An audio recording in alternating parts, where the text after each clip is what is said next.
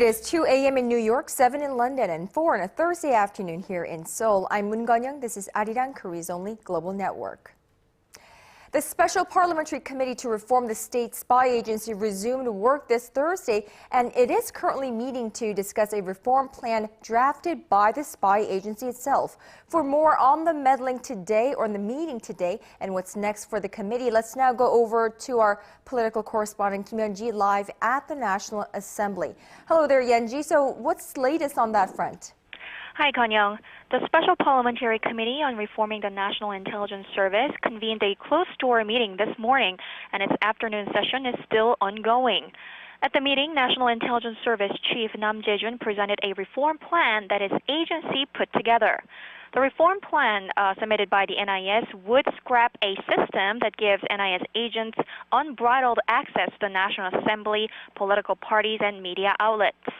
The plan also sets out guidelines for the establishment of a center that will handle employee complaints of unjust or inappropriate orders from superiors that could lead them to intervene in politics. Whether the complaints are legitimate would be determined by a special panel that would be led by 2 prosecutors dispatched from outside the agency. Under the plan, all NIS agents and new recruits would be required to take an oath to not intervene in politics during their tenure, and retired NIS agents would be barred from engaging in party politics within the first 3 years of their retirement. While another important element of the plan calls for the establishment of codes that clearly define the scope of its psychological warfare campaign against North Korea. NIS agents will also be barred from mentioning specific political parties or politicians when involved in psychological warfare operations. As you know, the spy agency has been at the center of a national controversy all year long over suspicions of launching an online smear campaign in the run-up to last year's presidential election. And with allegations against the spy agency growing in size and scope, the agency has faced increasing pressure to reform. Now, Yeon-ji, this meeting was initially slated for earlier this week. Now, why was it delayed? This session was originally scheduled for Tuesday, but ruling party lawmakers called it off that day in protest against some controversial remarks made by 2 opposition lawmakers the day before and on Sunday. On Sunday, Democratic Party lawmaker Chang Ha-na called last year's presidential election a fraud and demanded a new presidential by-election be held next June. And the following day, another DP lawmaker, Yang Seung-jo, said that President Park could be at risk of repeating the fate of her father, the late President Park Chung-hee, who was assassinated after exercising dictatorial power over Korea for nearly 18 years, if she refuses to listen to the people. All right, now that the committee is back to work, what's next in terms of the reform plan of the NIS? Well, the special committee has about 3 weeks to complete all of the legislative work necessary to reform the spy agency in the way that it sees fit. Next week, the committee will hold public hearings to gather experts' views on how to reform the spy agency, and then it will start deliberations on how the National Intelligence Service law and the law on public officials should be revised in order to carry out the necessary reforms. All right, thanks, Yeon-ji, for that. That was our parliamentary correspondent Kim Hyun-ji live from the National Assembly. Now, moving on, a Seoul court rejected Samsung's claim that iPhone and iPad models violated 3 of its patents, another setback for the Korean electronics giant in a global battle with Apple over rights to technologies that power smartphones and tablets. The Seoul Central District Court ruled on Thursday that Apple did not infringe on Samsung patents related to text messaging, saying the technology in 2 could easily be independently developed by others, and the third was not used in the iPad. Immediately following the ruling, the legal delegation representing Samsung said that they would appeal. The ruling is the latest legal blow to Samsung, which owes Apple $930 million from 2 jury verdicts in the U.S., both of which Samsung is seeking to appeal. The world's top 2 smartphone makers have waged legal battles over mobile devices since 2011. President Park Geun-hye has emphasized the importance of her push for a creative economy, saying Korea needs to shift its economic paradigm to meet the needs of the ever-changing world. Now, the Korean leader also laid out various government measures to support startups and venture companies. Our presidential office correspondent Oh Jin-ju has the details. President Baek has pledged to create a business environment in which creativity, innovation, and new ideas can lead to economic revitalization. Speaking at a fair on Creative Economy Thursday, President Baek stressed that in order to break away from low growth and high unemployment, the country should shift its economic paradigm to a more creative and innovative one. 창조 경제 시대에는 거대 자본과 글로벌 네트워크가 없어도 누구든 창의적 아이디어를 통해 새로운 가치와 시장을 만들어낼 수 있습니다.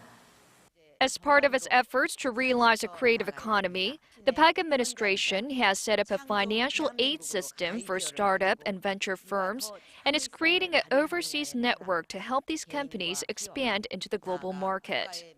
A state-run Creative Economy Town website was established in September as a platform to help commercialize creative ideas that individuals have but weren't able to make a business out of due to a lack of money or know-how.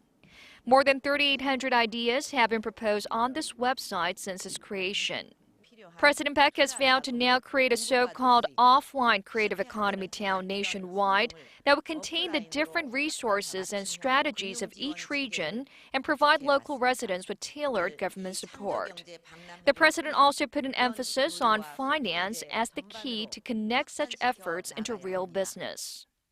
금융업의 경쟁력을 높이고 금융 지원을 강화해서 창조 경제의 시드 머니가 넘치도록 만들 것입니다. Tearing down red tape that gets in the way of creativity, innovation, and convergence was another of the president's pledges. The government plans to launch a private and public joint bureau on the creative economy this month that will be composed of related ministries, SMEs, venture firms, and conglomerates to more effectively devise measures that are essential in the field. Oh Jin-ju, ARIRANG News. Now, Korea's central bank has left its key interest rate unchanged at 2.5% for the 7th straight month in December. The Bank of Korea's decision, which was widely expected, was made at its monthly monetary policy meeting on Thursday. The central bank expects the economy at home and abroad to stay on a path of moderate recovery, but cited the U.S. Federal Reserve's planned tapering of its bond-buying stimulus program as a lingering uncertainty for the global economy. The Korean economy grew 1.1% in the third quarter of this year from the previous quarter when it gained at the same pace. The economy's quarter-on-quarter growth remained below 1% for more than 2 years until early this year. However, Korea's oil products have been selling very well overseas this year. Oil refining industries and the Korea Petroleum Association say the nation's oil product exports are expected to exceed $50 billion this year for the second consecutive year. Well, Korea exported $49.2 billion worth of petroleum products from January to November, accounting for 9.6% of the country's exports total. But that is lower than the more than 10% recorded during the same period in 2012. Last year, oil products were the country's top export item, while this year, semiconductors sold better, pushing oil products into second place. And taking a look at how the markets closed here in Seoul on this Thursday, Korean shares closed at a 3-month low today after a budget deal in Washington was viewed as paving the way for an early cut in monetary stimulus by the Federal Reserve, which unnerved investors. At the closing bell, the benchmark Kospi finished down more than 0.5% at 1968 after touching an intraday low of 1959.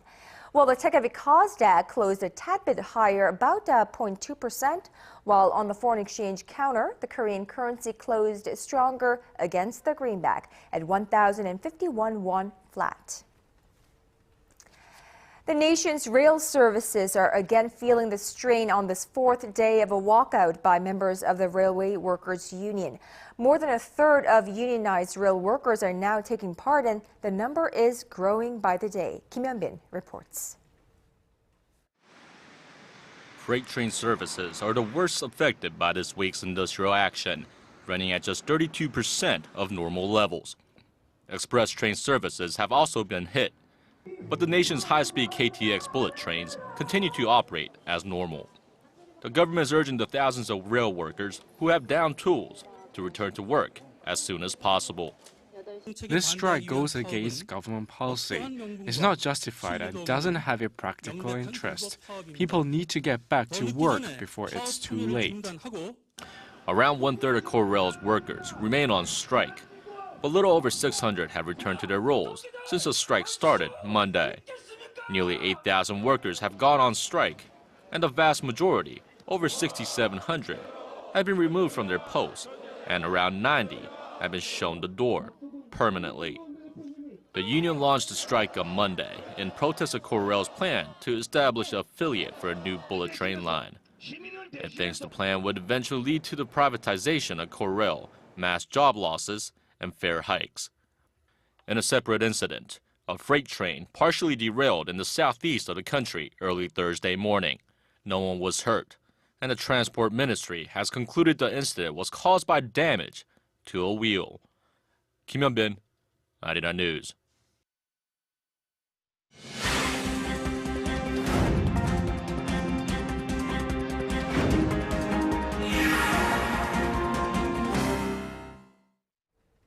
Now, yesterday was Volcker Rule Day on Wall Street, the long-anticipated day when the rule reining in risky trading at big Wall Street banks was released, and a phalanx of $800 an hour lawyers descended on the 71-page document with the tenacity of pit vipers trying to figure out what it all meant for their big bank clients and, more importantly, looking for loopholes. So, are there loopholes?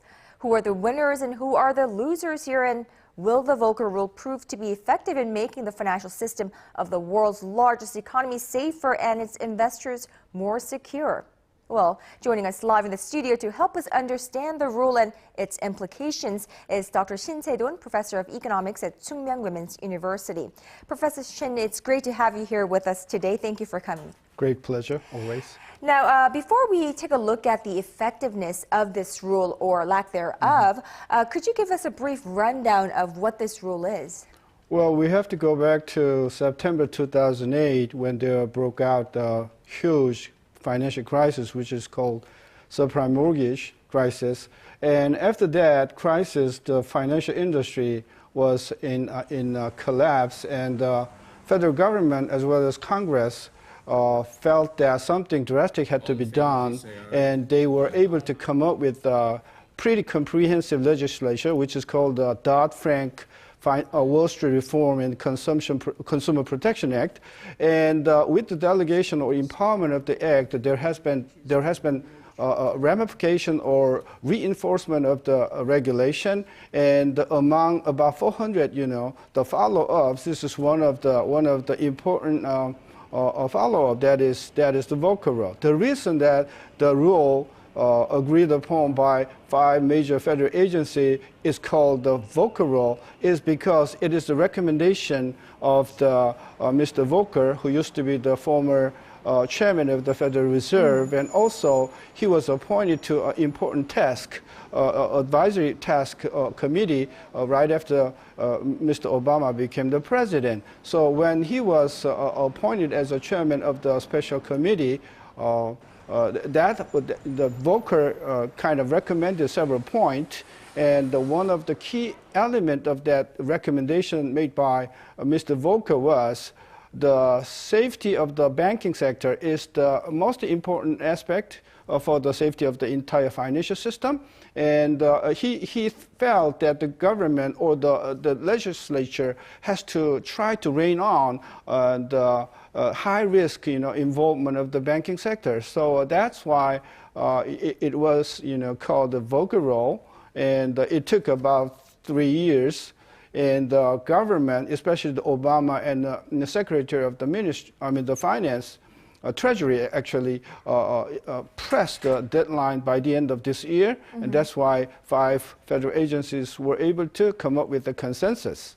Now, after 3 years, like you said, of anxiety and talks about how the kind of crippling effect this would have on the industry, as well as unprecedented amount of lobbying on Wall Street as well, General consensus seems to be that the final result or the rule is far less dire than bankers had feared, and others argue otherwise. And opponents of this rule have been arguing that this would actually hurt market making. Right.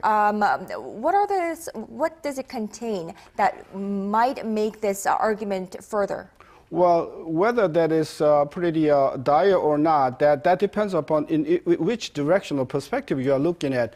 And there has been a lot of talks even within the federal agencies, and they come up with a consensus. And the main point in that, the Volcker rule is put a strict ban on proprietary trading, which is called the PPT in short. And the proprietary trading is the involvement of the banks in highly risky products with their own money. So for their bank's money involved or engaged in highly risky products, they could endanger the soundness of the banking industry or banking corporation itself. So that's why the regulation this time tried to very strictly the control the proprietary behavior or the investment of the banking sector. Well, there's some restriction in the sense that that rule, the ban on PPT, is not applied to all banks, only to major banks, approximately 4 or 5 major banks. So that's the first thing. And second thing is the authority wants to have strict monitoring or surveillance of the hedge fund investment, because hedge fund investment has been the culprit of the financial crisis so far. So they want to have, the authorities want the banks to identify which specific risk reduction they are dealing with the hedge fund investment. That's first thing. And the second thing is the authorities want the banks to conduct the independent testing as to how much risk is actually reduced by hedge funds investment. So that is the liability or the responsibility of the banking. And number 3, I think this is pretty controversial in the sense that the executives of the bank CEO has to attest or has to affirm annually to the process to be maintained, monitored, insured, and modified if necessary about the compliance to the entire regulation. So that's pretty funny, or in some respect, that every CEOs of the major banks has to talk in public every year about, I am willing to do some kind of, obligations. So there has been a lot of controversies surrounding it. But, after 2012, the so-called London whale incident by JP Morgan, in which, they've lost almost $6 billion, everybody in the federal government or federal agencies came up with the idea that we need to do that because otherwise, we're going to have another scandal such as the London whales, yeah. Right. All right. All in all, in your view, Professor Shin, does this rule strike a balance between safety and soundness on one hand, which, of course, I'm sure is what Paul Volcker was after in the first place, and the competitiveness that makes America the financial capital? I think as far as soundness is concerned, I think it is required. I mean, it is necessary, right? Because in the financial institutions, especially the banking sector, after 1980s, when the deregulation was in fashion, every financial institutions were involved with the highly risky products and were able to make a huge profits, but the consequences, on and off. We had a serious financial crisis in 1987 and 1990s, early 2000, and also 2008. So it is inevitable for authority to do something to rein in some kind of irresponsible profit making, which results in a financial crisis. So I think it is very helpful to ensure the soundness of the banking industry. But always we have to pay cost, and that is in some degrees, the market, especially the market for highly risky products, will be affected a little bit. So I think, we have to gain some soundness in the financial sector, but we have to pay the cost, a certain reduction in the activities in financial market. So more or less the balance is there. Right. I suppose that the biggest question in the minds of many here in this country is that how will the implementation of this Volcker rule have any effect on the Korean market? First, direct effect. If that kind of Volcker rule is implemented, of course, from July 2015, which is about a year and a half, down the road. So I think we have plenty of room for that rule has a real effect upon that. But if there is to be some kind of direct effect, that may be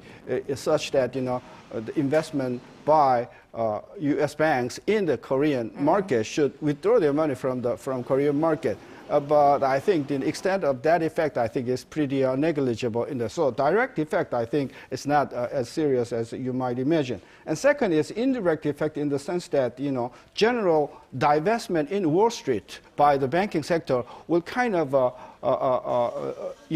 put a damp on the financial market. And because of a little slowness in the Wall Street, there might have an indirect effect on Korean market. Still, considering the size of Korean market to Wall Street, I think it is not as significant as you might wonder. And I think that the most important, effect is the effect upon financial regulatory system, because Korean system has in jeopardy from 2008.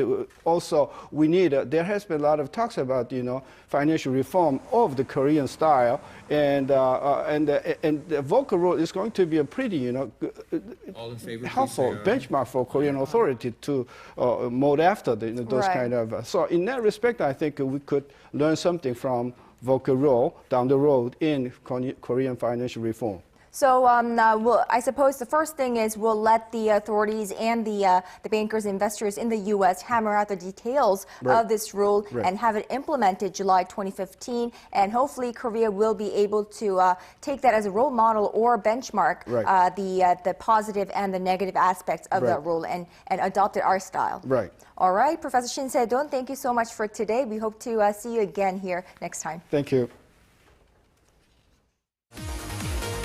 With rapid changes in the global economy, up-to-date business and financial news has never been more essential. See what's making markets tick around the globe. We speak to the experts and cover the biggest financial stories.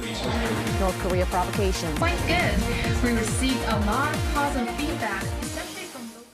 Now, at a hearing on the deadly crash of the Asiana Airlines passenger jet at San Francisco International Airport in July, U.S. investigators said the pilot was worried about his ability to land.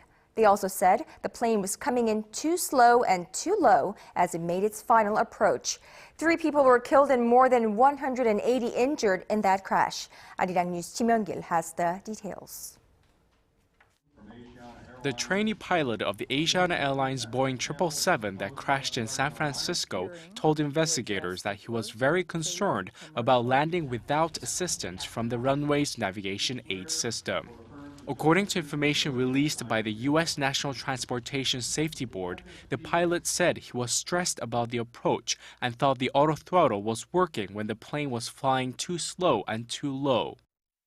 About 11 seconds prior to impact, an audible alert consistent with the low airspeed caution was recorded. But the action was too late, and the main gear and underside of the aft fuselage struck the seawall. The airport's navigation aid was out of service due to construction, although a visual lighting system was operational at the time of the crash. Captain Lee Gang-guk, who had a lot of experience in Boeing 747s but was transitioning to a Boeing 777, might have inadvertently disabled a speed control system, according to NTSB documents. The hearing focused on whether the pilot's over-reliance on the autopilot system had degraded his human flying skills and increased the risk of accidents. The automated cockpit system is also seen as key to the probe.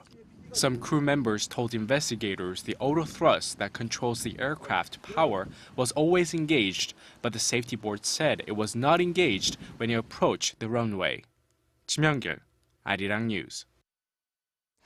Well, the nation's capital here in Korea is under its first heavy snow advisory of the year, issued about an hour ago. The snow is piling up quickly as the temperature remains below the freezing point. Heavy snow alerts are also in effect in other provinces across the country, such as Gyeonggi-do and the Yeongsu region of Gangwon-do, as well as parts of Chungcheong-namdo. Seoul is expected to receive up to 8 centimeters of snow today, and the mountainous region of Gangwon-do could get over 10. The snow is expected to let up in the late afternoon or evening, beginning with the areas along the west coast. The Korea Meteorological Administration warns of slippery roads during the evening commute hours and says temperatures will drop further by tomorrow morning. So that is the condition here in Seoul, but here now is a look at the weather conditions in your neck of the woods.